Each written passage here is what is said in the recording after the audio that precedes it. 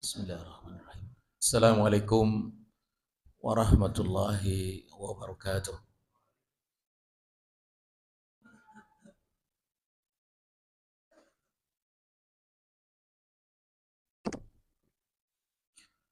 Innal hamdalillah nahmaduhu wa nasta'inuhu wa nastaghfiruh wa na'udzu billahi min sururi anfusina wa sayyiati a'malina. May yahdihillahu fala mudilla lahu wa may yudlil fala hadiya lahu. Wa asyhadu anna Muhammadan abduhu wa rasuluh. Allahumma salli ala Muhammad wa ala ali Muhammad kama sallaita ala Ibrahim wa ala ali Ibrahim fil alamina innaka Hamidum Majid. Qala Allah Ta'ala fi kitabil karim, a'udzu billahi minasyaitonir rajim. Walau anna ahlal qura amanu wattaqau la fatahna alaihim barakatim minas sama'i wal ard walakin kadzdzabu fa akhadnahum bima kanu yaksibun. Wa qala ya ayyuhalladzina amanu kutiba alaikumus syiyam kama kutiba 'alal ladzina min qablikum la'allakum tattaqun. Shadaqallahul azim.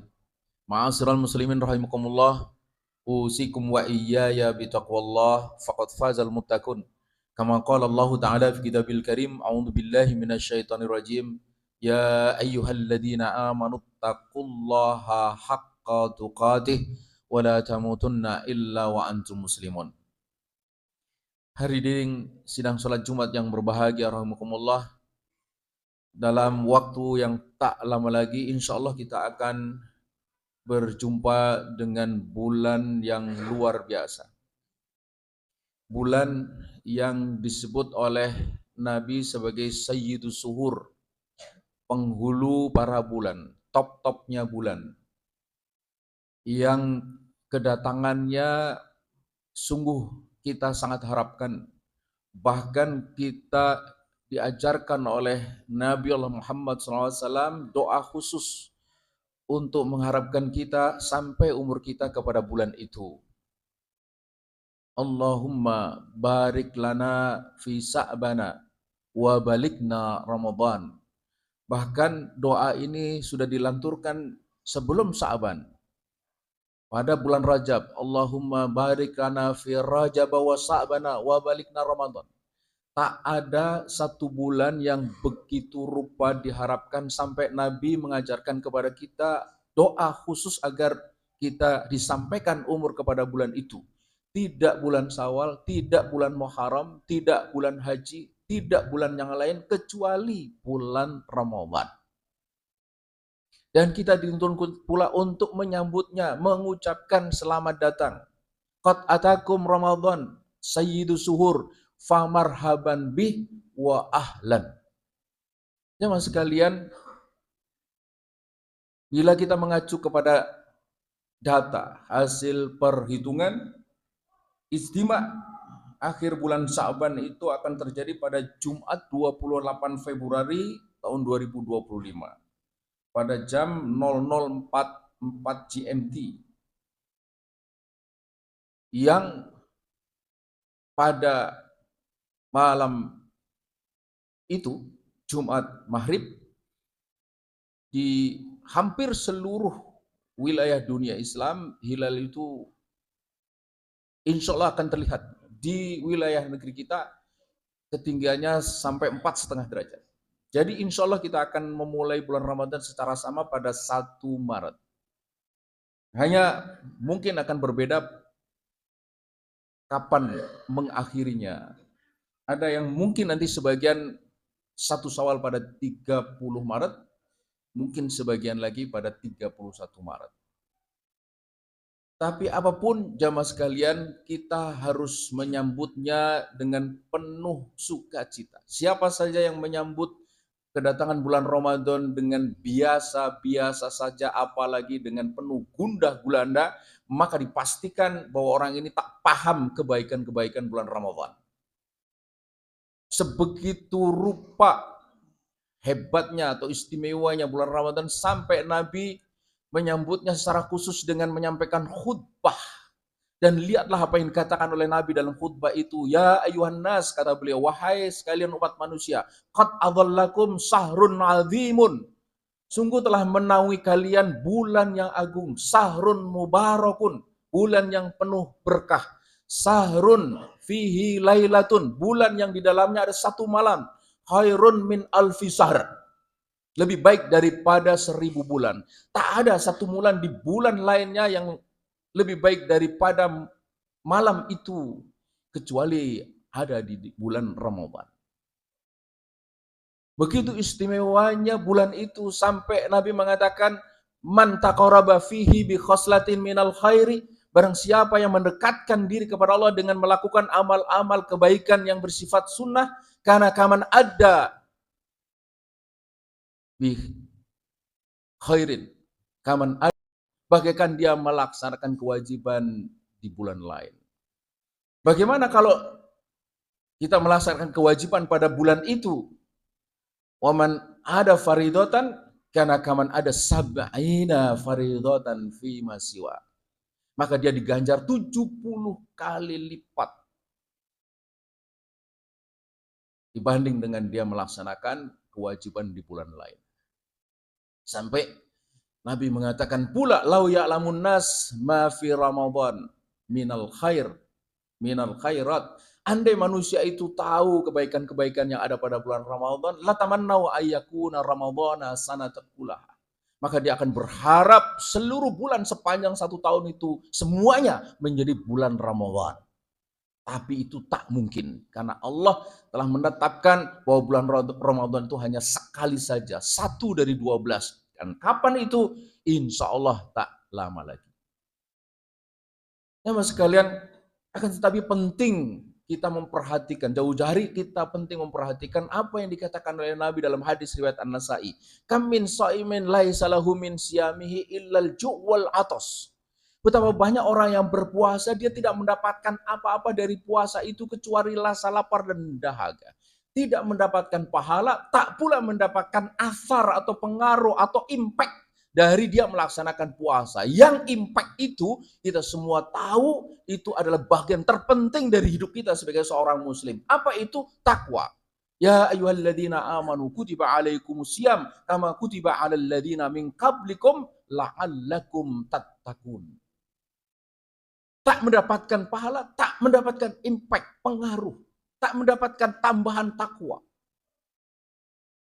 Kam min sha'imin, itu arti Nabi mengatakan bahwa banyak, bukan sedikit, banyak. Sementara takwa itu dengan lafaz la'ala. La'ala mengatakan kami sha'imin ilal ju' wal atas. Tapi sesungguhnya bukan hanya puasa. Ada banyak soal, ada banyak fakta yang menunjukkan bahwa ibadah yang dilakukan oleh kita itu ternyata tidak nyambung dengan fakta-fakta kehidupan yang ada di sekitar kita. Lihatlah, ini negeri mayoritas muslim, tapi ini negeri juga termasuk negara dengan tingkat korupsi terbesar di dunia. Dan siapa yang melakukan itu? Yang melakukan itu tentu saja mayoritas adalah orang-orang Islam. Orang-orang Islam yang bagaimana? Orang-orang Islam yang sholat.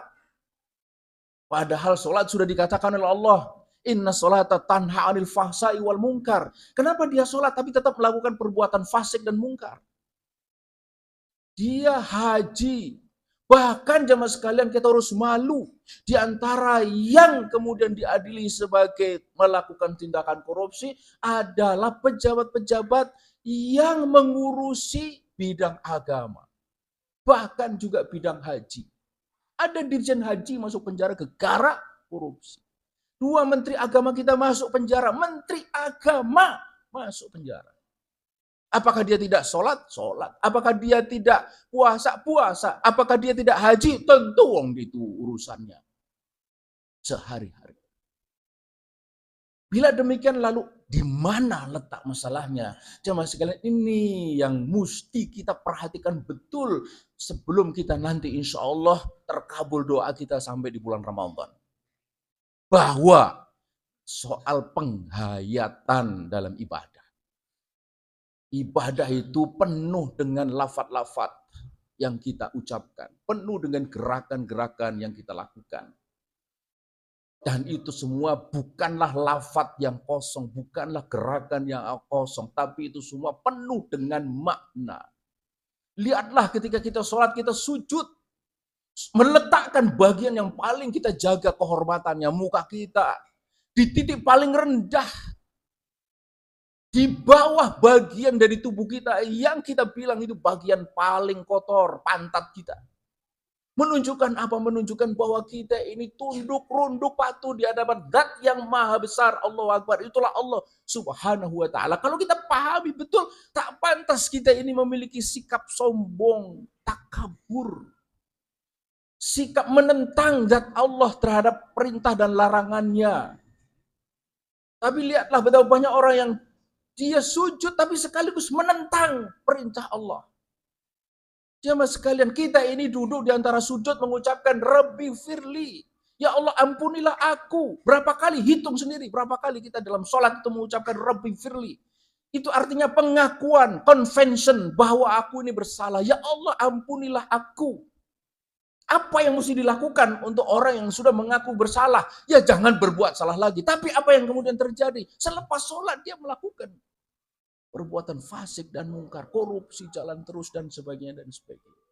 Begitu juga puasa, jamaah sekalian. Puasa ini kalau kita renungkan luar biasa. Puasa ini adalah perintah Allah untuk kita meninggalkan apa? Bukan meninggalkan yang haram, meninggalkan yang halal. Kita di siang hari dilarang makan dan minum dan segala perbuatan yang membatalkan puasa berhubungan dengan suami istri kita. Itu bukan karena makanan dan minuman itu haram, tidak. Makanan minuman itu halal. Juga bukan karena tidak ada bahkan mungkin melimpah. Juga bukan karena tidak ada kesempatan, ada banyak kesempatan kita bisa lakukan itu. Tapi mengapa kita tidak memakan dan meminum makanan dan minuman itu? Itu menunjukkan jamaah sekalian bahwa puasa ini oleh Allah diwajibkan kepada kita untuk apa? Kita memiliki apa yang sekarang ini menjadi bagian yang sungguh sangat penting dalam kehidupan kita, yakni pengendalian diri. Kita ini harus bisa memimpin diri kita, memimpin tangan kita, memimpin mulut kita, memimpin mata kita, memimpin syahwat kita, farji kita. Kekacauan negeri ini, korupsi segala macam, gagalnya orang memimpin dirinya. Dia betul menjadi menteri, dia betul menjadi pejabat, dia betul menjadi presiden bahkan, tapi gagal memimpin dirinya. Terbukti dia tidak bisa mengendalikan dirinya untuk tidak berbuat curang, untuk tidak berdusta, untuk tidak korup dan sebagainya. Ada kita terenungkan betul, ternyata kalau kita mau, jangankan yang haram, yang halal pun bisa kita tinggalkan. Jamaah sekalian, kalau itu kita renungkan sungguh-sungguh, maka luar biasa kita ini akan menjadi pribadi-pribadi yang muttaqin, yaitu yang memiliki kemauan untuk taat. Agama ini sungguh sangat ringan, tak ada yang berat. Lihat, puasa. Puasa itu kalau kita pikir-pikirkan itu kan cuma mengurangi 1 kali makan dari 3 kali kesempatan makan. Sahur anggap itu sarapan dipercepat. Karena itu sahur yang paling baik, mepet subuh. Jangan terlalu dini, jam 12, jam 1 sahur, ya pagi sudah lapar. Mepet subuh, itu sarapan dipercepat, minus makan siang. Dalam pengalaman orang mogok makan bisa sampai 30 hari. Kalau plus mogok minum, 5 hari. Allah tidak memerintahkan kita untuk tidak makan minum 24 jam. Bagian dunia yang paling lama puasa itu mungkin 19-20 jam. Kita ini di Khatulistiwa rata-rata 12-13 jam. Apanya yang berat? Tak ada cerita orang mati gara-gara puasa. Yang ada ini hari semakin terbuka bahwa puasa itu menyehatkan. Maka ada banyak istilah yang sekarang diperkenalkan, intermittent fasting dan segala macam. Sholat 5 menit, kali 5, 25. Dari 24 kali 60 kita punya. Sebentar sekali. Jauh lebih lama waktu yang kita buang untuk nonton sepak bola. Malam hari lagi. Zakat 2,5% dari dulu 1400 tahun yang lalu sampai ini hari dan sampai hari kiamat. Tak pernah ada kita dengar akan ada amandemen kewajiban zakat menjadi lebih dari 2,5%. Tak ada. 2,5% saja. Jauh lebih ringan daripada PPh, PPN yang sekarang naik 12% itu. Kita masih hold 97,5%. Apanya yang berat? Itu pun kalau kita mampu. Kalau nggak mampu kita malah dapatkan zakat. Haji pun juga kalau mampu. Apa yang berat? Tak ada yang berat dalam agama kita ini. Tapi mengapa tak sedikit saudara kita yang tak sholat, tak mau bayar zakat, tak puasa, segala macam. Itu menunjukkan bahwa agama ini memang dihadirkan untuk membangun kemauan. Tanpa kemauan yang ringan sekalipun tak akan bisa, apalagi meninggalkan yang haram. Untuk meninggalkan yang haram tidak memerlukan kemauan, tidak memerlukan kemampuan. Untuk tidak korupsi tidak perlu kemampuan. Untuk korupsi perlu kemampuan. Untuk tidak berzina tidak perlu kemampuan. Untuk berzina perlu kemampuan, ada ongkos paling tidak. Untuk tidak minum minuman keras tidak perlu kemampuan. Untuk minum minuman keras perlu kemampuan, mahal. Karena mahal itulah anak-anak muda di kampung itu dia bikin minuman keras oplosan sendiri. Sprite tambah autan tambah spiritus segala macam, hasilnya bukan mabuk wassalam. Yang diperlukan apa? Untuk meninggalkannya larangan-larangan Allah. Yang diperlukan cuma satu, kemauan. Ya mas sekalian, nah kemauan untuk taat itulah yang digembleng sepanjang kita bulan Ramadan. Kenapa 30 hari? Dalam teori mastering habit, kalau kita membaca buku yang lagi ngetrend sekarang ini, Atomic Habit, itu disebutkan di sana bahwa kalau kita ingin punya kebiasaan baik, lakukanlah hal yang baik terus-menerus paling sedikit 20 hari. Tapi kita lebih percaya paling sedikit sebulan. Min batni umihi, seperti terlahir kembali dari perut bunda kita. Tapi kalau tidak, maka persis seperti yang dikatakan Nabi, kam min shaimin laisalahu min siyamihi illal ju' wal atas. Barakallahu li wa lakum fil Qur'anil azim wa nafa'ani wa iyyakum bima fihi minal ayati wa dzikril hakim wa taqabbala minni wa minkum tilawatahu innahu wasamiul alim.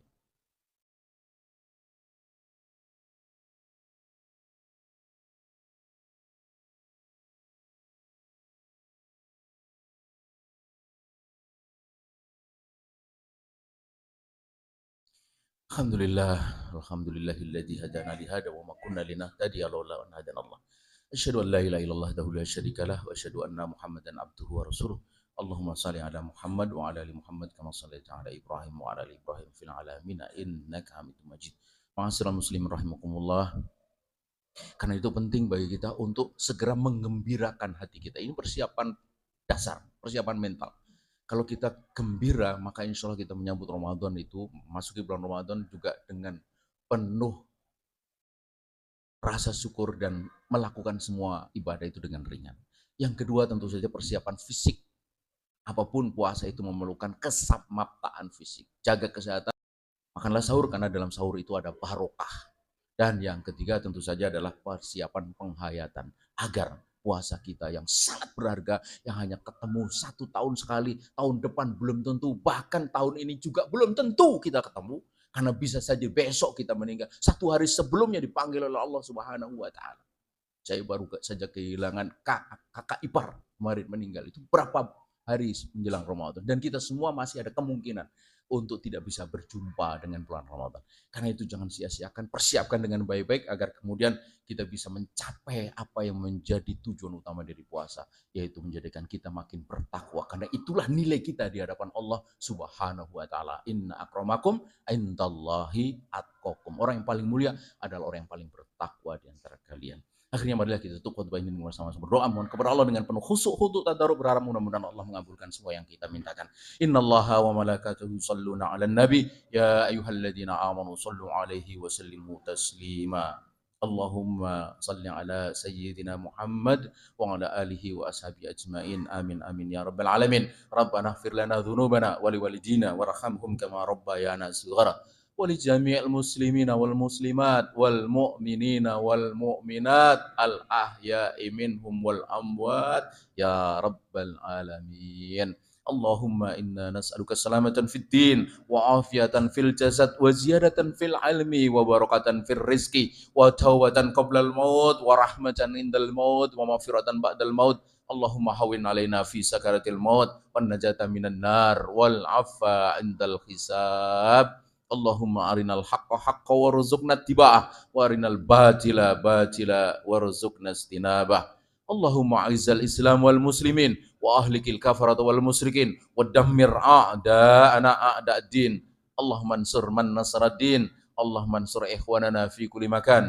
Allahumma ansur ikhwanana fi Filistin. Allahumma Rabbana hab lana min azwajina wa dhurriyyatina qurrata a'yun waj'alna lil muttaqina imama. Allahumma barik lana fi sa'bana wa balikna Ramadan wa balikna Ramadan wa balikna Ramadan. Allahumma rabbana atina fid dunya hasanah wa fil akhirati hasanah wa qina adzabannar. Subhana rabbika rabbil izzati amma yasifun wa salamun alal mursalin walhamdulillahi rabbil alamin. Ibadallah innallaha ya'muru bil adli wal ihsan wa itaidil qurba wa yanha 'anil fahsai wal munkar wal baghi ya'idzukum la'allakum tadhakkarun wa la dzikrullahi akbar.